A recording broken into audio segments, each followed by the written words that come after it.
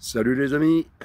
Alors aujourd'hui une petite vidéo donc pour répondre à vos questions et vos petits conseils concernant mon futur chemin de Compostelle, donc qui se déroulera à partir du 3 ou 4 juin prochain, donc 2025. Allez, ben c'est parti.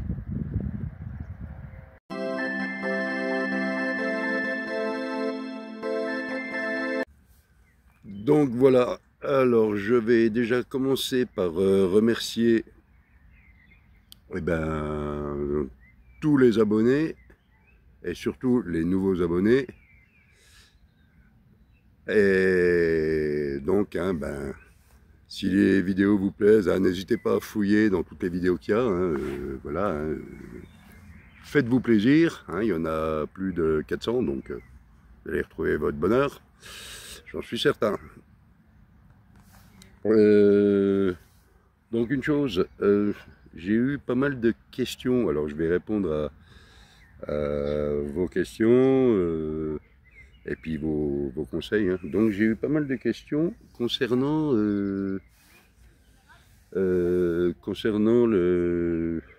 mes bivouacs, enfin le sac à dos, mes tentes et tout. Alors, sachez que moi, le chemin de Compostelle, je l'ai fait entièrement en 98. Ah, c'est sûr, ça ne nous rajeunit pas, hein.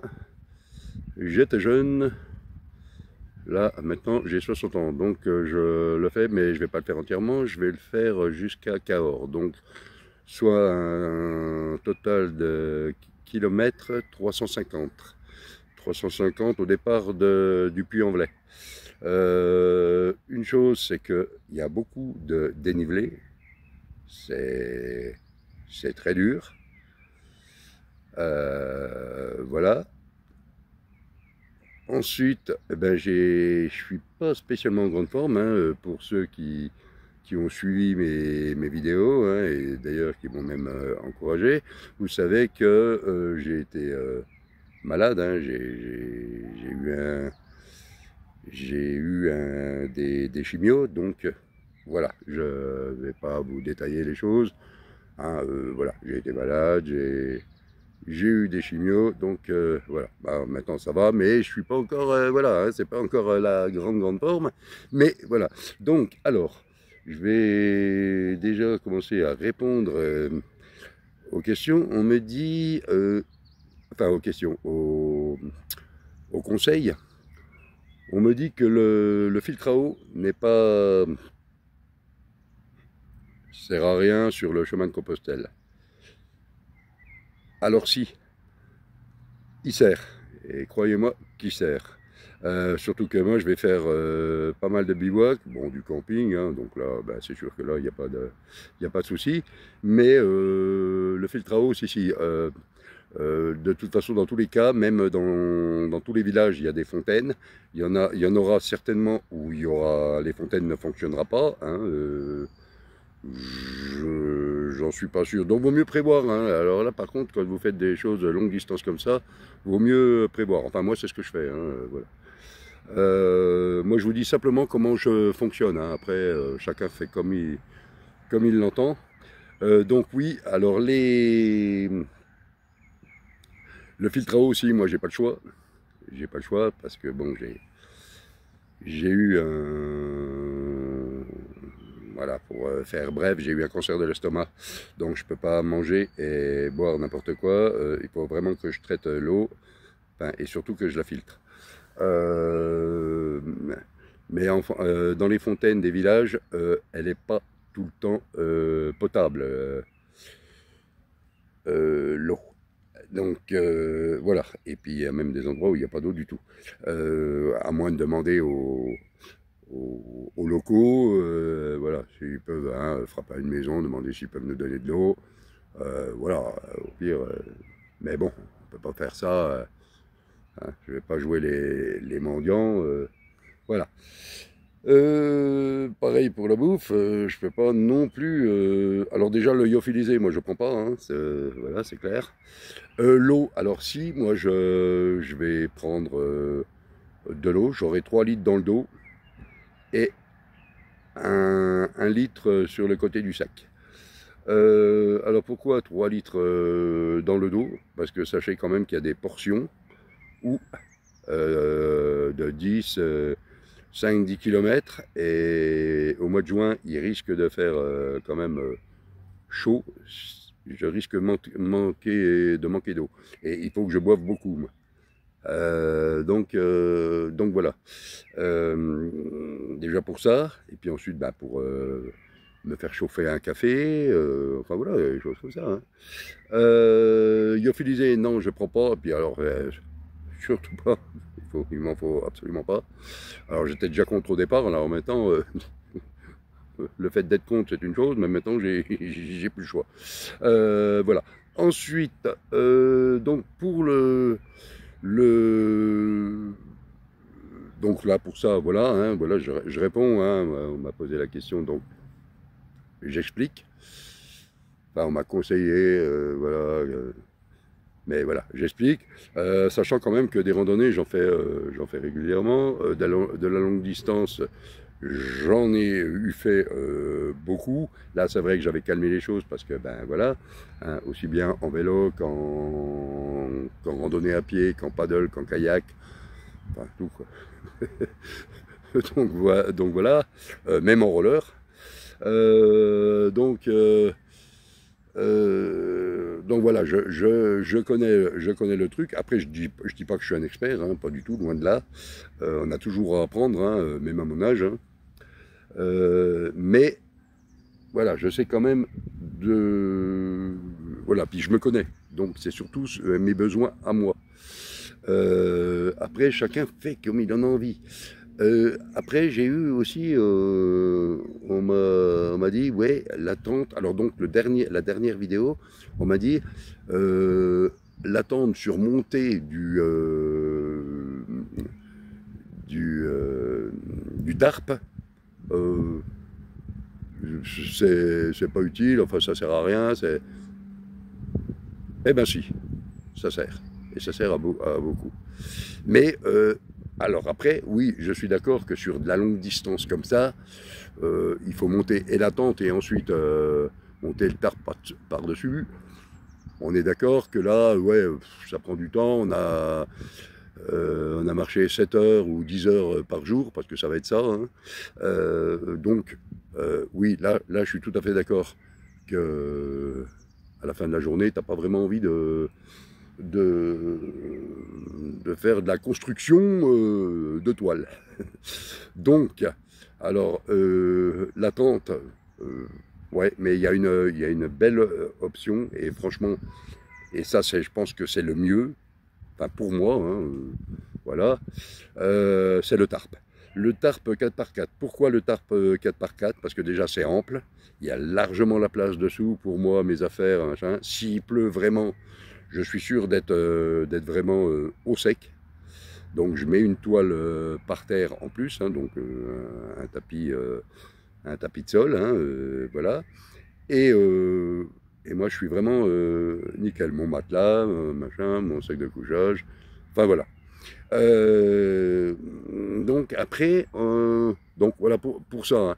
Après tous les montages que j'ai montrés, c'est parce que je vais pas tout emmener sur le chemin de Compostelle. Donc voilà, non, j'ai montré des montages qu'on pouvait faire. Voilà. Donc, mais je pense que mon choix va s'arrêter sur le tarp 4x4. Et franchement, je suis bien dessous, donc tout va bien. Et j'ai bien la place et tout. Et si j'ai une journée de grosse pluie, que je sois obligé de rester en journée off dessous, ben moi, voilà, je sais que j'aurai pas de problème. Ensuite, on m'a parlé du sac. Attention, c'est pas des reproches hein, que je vous fais là. C'est simplement, je réponds à vos questions, vous vous posez des questions, normal que j'y réponde et que je vous explique pourquoi je fais comme ça. Le sac. Alors, pour le sac à dos, Alors le sac à dos, je comptais partir avec, avec le 50 litres. Mais en fait, non. Parce que le 50 litres, le problème, il n'y a pas le...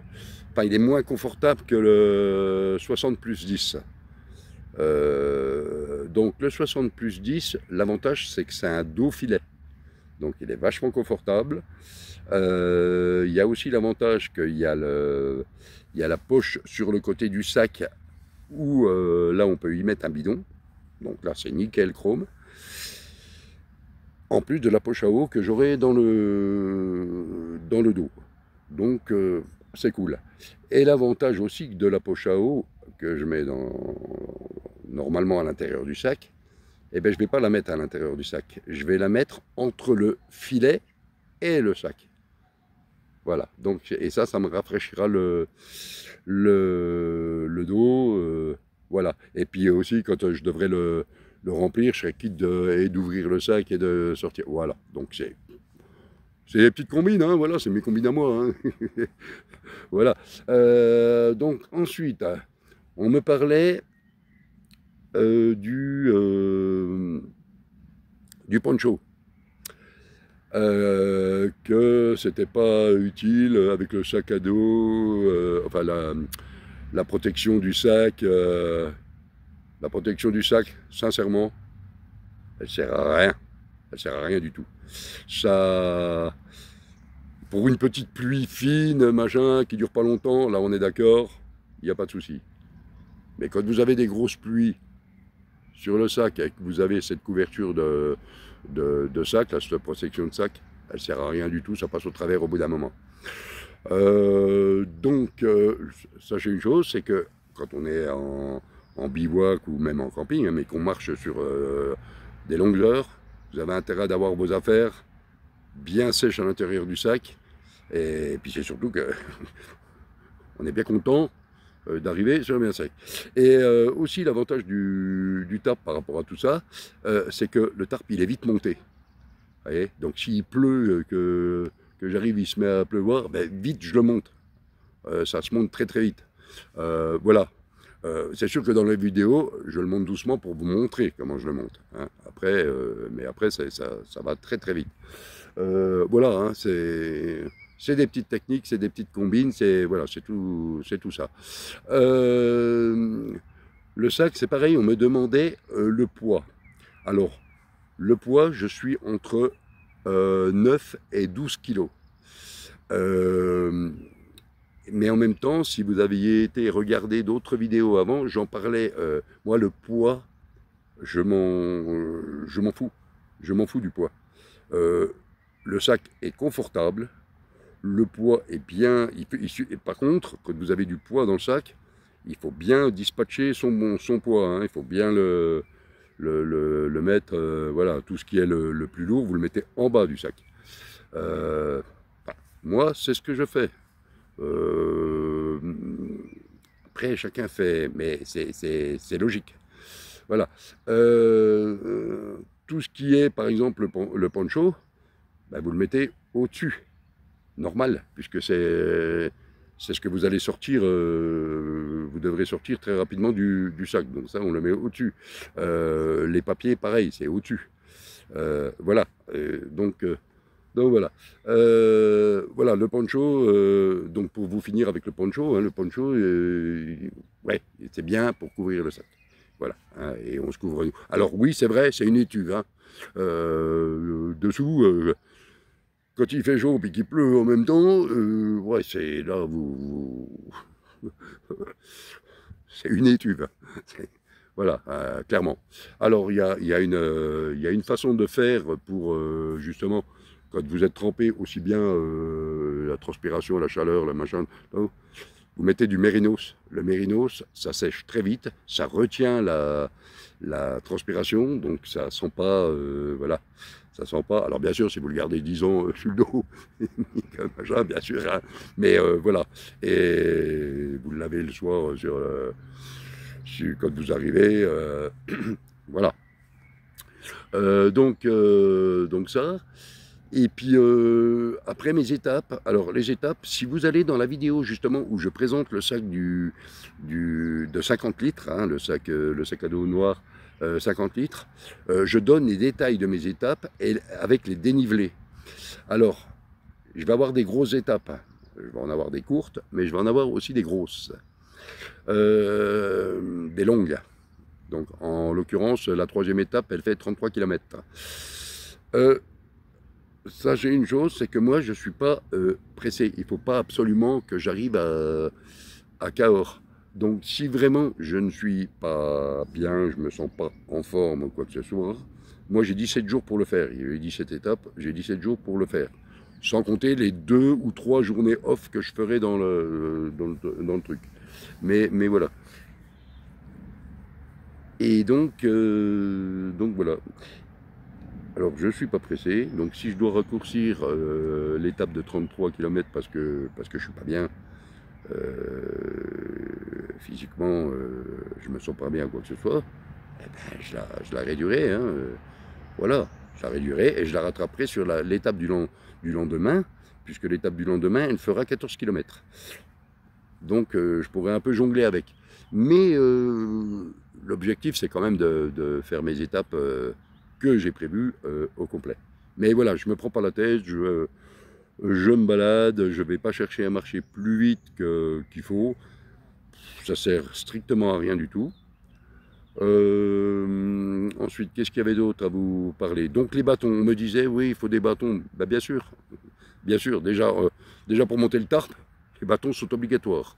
Quand vous marchez en longue distance, et surtout quand ça monte, et là il va y avoir des montées, en l'occurrence il y en a une qui fait 5 km de montée, et c'est très raide. Donc bien sûr qu'il faut des bâtons. Les bâtons de randonnée, ça c'est obligatoire. C'est obligatoire, déjà pour monter le Tarpe, ou même la tente monoparoi. Voilà, donc oui, ça c'est obligatoire.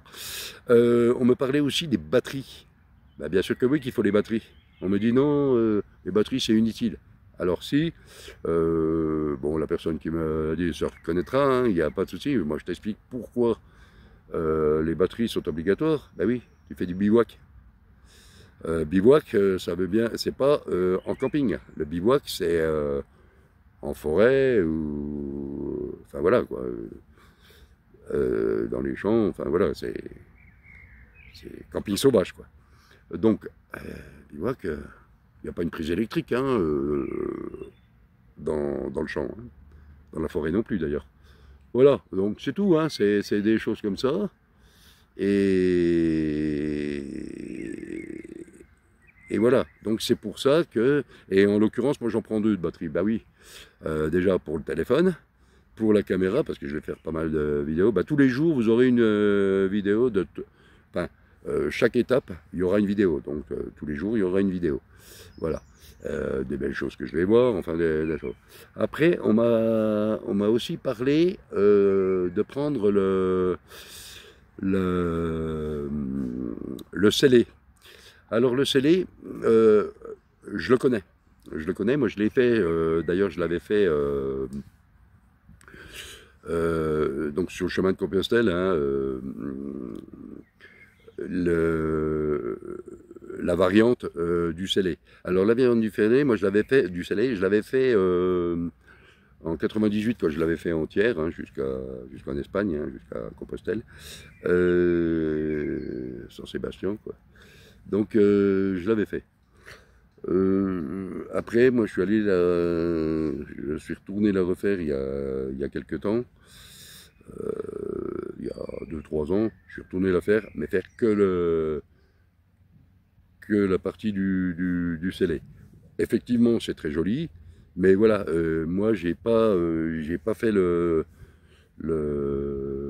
j'ai pas fait le reste hein, à partir de Figeac, là, tout ça, j'ai pas fait le reste, donc ben voilà, je vais faire ce que j'ai pas fait quoi. Voilà, c'est pour ça que je ferai pas le scellé. Là je vais rester sur le GR 65. Voilà, je vais rester là-dessus.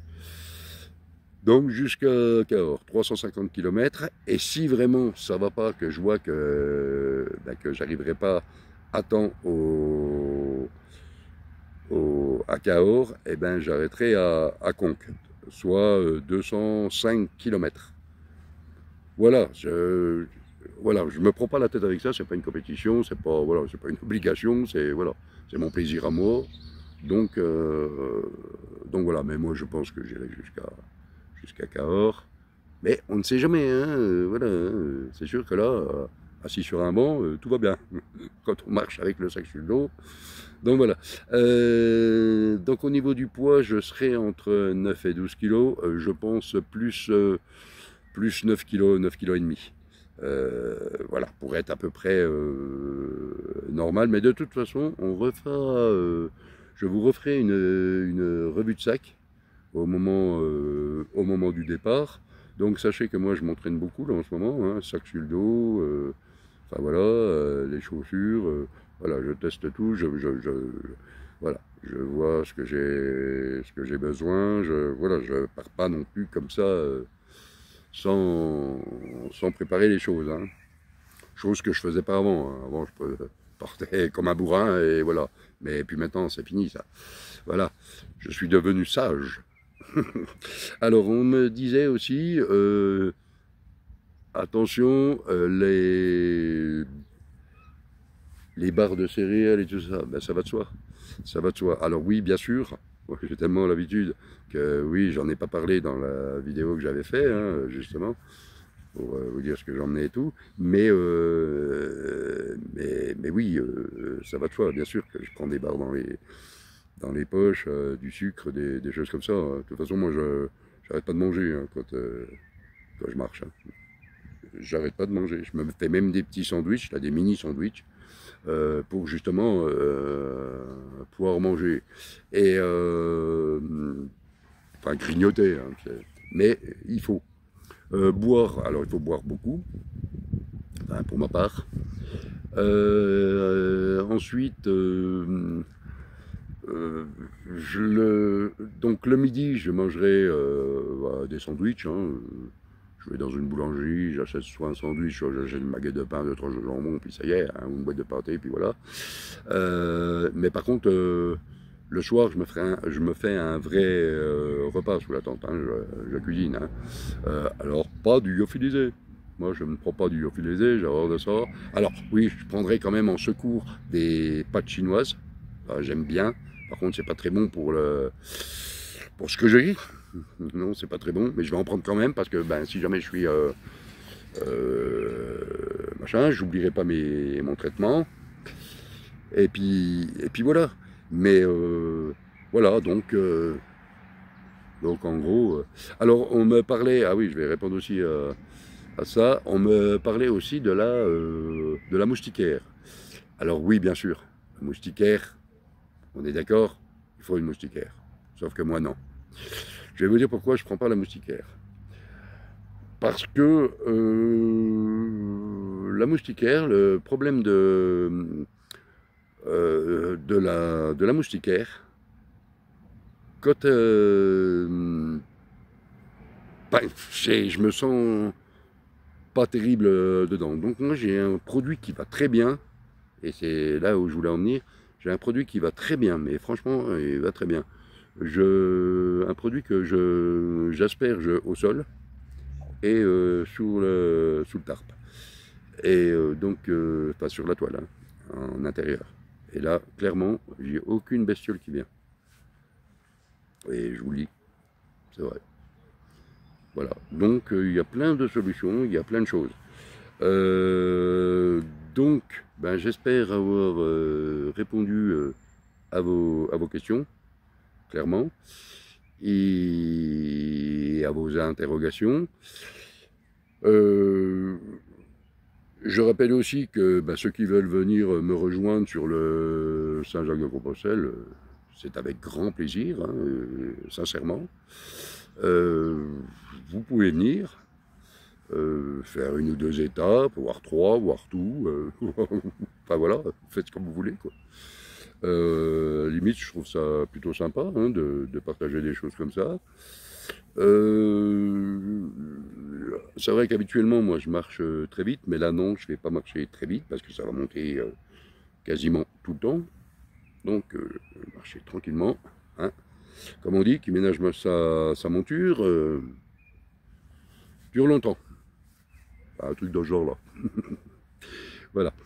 Eh ben écoutez, je vous remercie d'avoir regardé cette vidéo. Et puis à très vite pour une prochaine.